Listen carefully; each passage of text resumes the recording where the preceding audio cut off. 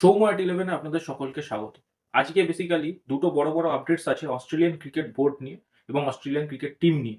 এবং তার সাথে ইন্ডিয়ান ক্রিকেটের যে ফার্স্ট ওডিআই ম্যাচটা ছিল ইন্ডিয়া বনাম ইংল্যান্ডের সেটা নিয়ে কিছুটা আলোচনা করব।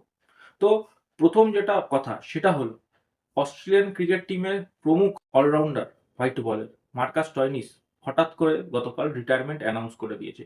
বলাই বাহুল্য মার্কাস স্টয়নিস কিন্তু যে টিমটা অস্ট্রেলিয়ার চ্যাম্পিয়ন্স ট্রফি খেলতে যাবে সেই টিমের কিন্তু একজন অংশ ছিল এবং মার্কাস স্টয়নিস কিন্তু ওয়ান অফ দোজ অলরাউন্ডার যে অলরাউন্ডারের কিন্তু লিমিটেড ওভারে গুরুত্ব অনেক বেশি।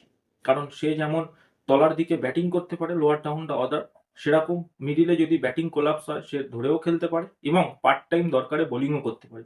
ফিল্ডিংও তার অনবদ্য। কিন্তু সে হঠাৎ করে কালকে রিটায়ারমেন্ট অ্যানাউন্স করে দিয়েছে।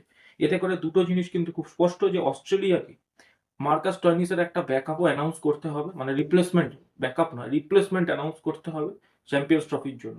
এবার মার্কাস স্টয়নিস একটা এস্টাবলিশড নেম অস্ট্রেলিয়ান ক্রিকেটের হোয়াইট বল। তাকে রিপ্লেস করাটা কি সোজা হবে? সেটাও একটা দেখবার বিষয়। কারণ তাকে রিপ্লেস করা আমার মনে হয় না, তাকে রিপ্লেস করতে গেলে লাইক টু লাইক একটা অলরাউন্ডার দরকার। যেখানে মিচেল মার্শ অলরেডি চোটের কবলে পড়ে গেছে। তো দেখতে হবে অস্ট্রেলিয়া কতজনকে রিপ্লেস করতে পারে। সেকেন্ড নিউজটাও কিন্তু অস্ট্রেলিয়ান ক্রিকেট টিমকে নিয়েই। অস্ট্রেলিয়ান ক্রিকেট টিমের ওডিআই এবং টেস্ট টিমের অধিনায়ক এবং চ্যাম্পিয়ন্স ট্রফিতে অ্যানাউন্সড ক্যাপ্টেন প্যাট কামিন্স চোটের কবলে পড়ে গেছে। এবং শুধু প্যাট কামিন্সই নয়, জস হেজেলউড অস্ট্রেলিয়ান ক্রিকেট টিমের প্রমুখ একটা বোলার, সেও কিন্তু চোটের কবলে পড়ে গেছে। এবং দুজনেই কিন্তু চ্যাম্পিয়ন্স ট্রফি থেকে রুলড আউট হয়ে গেছে। এটা একটা কিন্তু যথেষ্ট চিন্তার কারণ অস্ট্রেলিয়া। কারণ হয়তো দুটো ফাস্ট বোলার দিয়ে দুটো ফাস্ট বোলারকে আপনি রিপ্লেস করে দিতে পারলেনও। কিন্তু হেজেলউডের ক্যালিবার ফাস্ট বোলার আপনি চট করে কিন্তু পাবেন না। হেজেলউড কিন্তু হোয়াইট বল বা ওডিআই ফরম্যাটে দুর্দান্ত একটা বোলার। তার লাইনার লেন্থ রেখে যেভাবে বোলিং করে দুর্দান্ত বোলার। তার থেকেও বড় কথা Pat Cummins. Pat Cummins as a captain অনেক বড় একটা জিনিস। অস্ট্রেলিয়ার কাছে কিন্তু একটা অ্যাসেট প্যাট কামিন্স। কিন্তু এই প্যাট কামিন্স ওভারলোড নেওয়ার ফলে বর্ডার গাভাস্কার ট্রফিতে আমরা বুমরার চোট নিয়ে আলোচনা করেছি আগের ভিডিওতে। বুমরা যেমন চোটের কবলে পড়েছে, সেই রকম প্যাট কামিন্সও কিন্তু চোটের কবলে পড়ে গেছে। কারণ টানা ৫ টা ম্যাচ ফাস্ট বোলারের পক্ষে খেলে তারপর রিকভার করা একটু মুশকিল। এবং এর জন্য অস্ট্রেলিয়ান ক্রিকেট বোর্ড কিন্তু প্যাট কামিন্সকে রুলড আউট করে দিয়েছে। এবং এটাও একটা বড় ব্যাপার। অস্ট্রেলিয়ান ক্রিকেট বোর্ডও কিন্তু হোয়াইট বল ক্রিকেট বা এই সমস্ত ট্রফিকে অত বেশি গুরুত্ব দেয় না। যেহেতু এটা অ্যাশেজের ইয়ার, এই বছর কিন্তু অ্যাশেজ আছে। ইংল্যান্ড বনাম অস্ট্রেলিয়া। অস্ট্রেলিয়া এবং ইংল্যান্ডের কাছে সবচেয়ে প্রেস্টিজিয়াস ট্রফি যদি কিছু হয় সেটা হলো অ্যাশেজ। ওরা হয়তো ওয়ার্ল্ড কাপের থেকেও বড় আকারে অ্যাশেজকে দেখে। তো সেই জন্যই আমার মনে হয় প্যাট কামিন্স এবং হেজেলউডকে নিয়ে কোনো রকম রিস্ক নিতে তারা চাইছে না। এবার দেখার বিষয় এটাই হবে, আইপিএল এ কি তারা দুজন ফিট হতে পারে? কারণ প্যাট কামিন্স সানরাইজার্সের ক্যাপ্টেন এবং সবচেয়ে আ প্রমুখ একটা মানে কি বলবো ফরেন বোলার, ফরেন বোলার। আর এদিকে যদি আপনি আসেন সেটা হলো হেজেলউড, যার উপর অনেক আশা ভরসা করেছে রয়্যাল চ্যালেঞ্জার্স ব্যাঙ্গালোর, সেও কিন্তু চোটের কবলে। দেখতে হবে তারা কি ফিট হয়ে আইপিএল এর জন্য জয়েন করতে পারে। কারণ চ্যাম্পিয়ন্স ট্রফি মিস করছে মানে চোটটা কিন্তু গুরুতরই চোট। অস্ট্রেলিয়ার প্লেয়াররা কিন্তু চট করে কোনো ট্রফি বা ম্যাচ মিস করতে চায় না। তারা মিস করছে মানে গুরুতর চোট। এবং আইপিএলেও আমার মনে হয় না অন্ততপক্ষে ১ম কিছু ম্যাচ তারা দুজন খেলতে পারবে। সানরাইজার্সের জন্য বেশি ক্ষতি, কারণ প্যাট কামিন্স তাদের অধিনায়কও। এবার যদি আমাদের থার্ড এবং ফরমোস্ট নিউজটা বলি সেটা হলো ইন্ডিয়া ইংল্যান্ডের বিরুদ্ধে প্রথম ওডিআইতে কনভিন্সিং একটা জয়লাভ করেছে।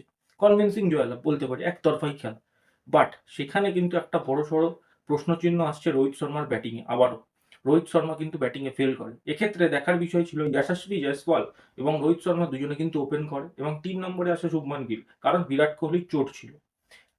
বিরাট কোহলি এলে তো ৩ নম্বরে সেই খেলবে এবং শুভমানকে যেতে হবে ওপেন।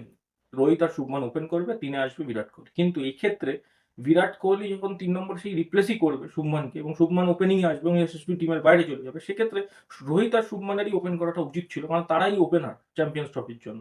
আর ৩ নম্বরে যশস্বীকে দিতে পারতো, ইন আউট হয়ে যেত সেকেন্ড ম্যাচ থেকে। বাট এখানে শুভমানকে ৩ নম্বরে খেলিয়ে আমার মনে হয় একটু টিম ব্যালেন্সও গড়বড় করেছে। যশস্বী জয়সওয়াল যদিও খুব বড় রান করেনি তাকে খেলানোর মতো, বাট সে কিন্তু ওপেনিং পজিশনে খেলে ৩ নম্বর থেকে শুভমানকে আবার ওপেনিং পজিশনে আনতে হবে ইন্ডিয়ান ক্রিকেট টিমকে।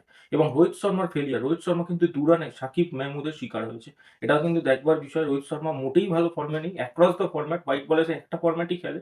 একটাই মানে হোয়াইট বলের ওয়ানডে ফরম্যাটই সে শুধু খেলে। বাট সেখানেও তার কিন্তু ফর্ম খুবই বাজে কালকে মোটেই ব্যাটে বলে হচ্ছিল না তার। মাত্র ২ রান করে সে সাকিব মেহমুদের শিকার হয় এবং দেখতে হবে রোহিত শর্মা কতটা ভালো কামব্যাক করে। কারণ রোহিতের যে অ্যাগ্রেসিভ স্টার্ট সেটা যদি সে না দিতে পারে তাহলে কিন্তু বিরাট কোহলির পক্ষেও সেই ২০২৩ এর ওয়ার্ল্ড কাপ বলা সিজন আনা খুব মুশকিল হয়ে যাবে এবং তার সাথে কিন্তু ডিপেন্ড করছে টোটাল মিডল অর্ডারটা।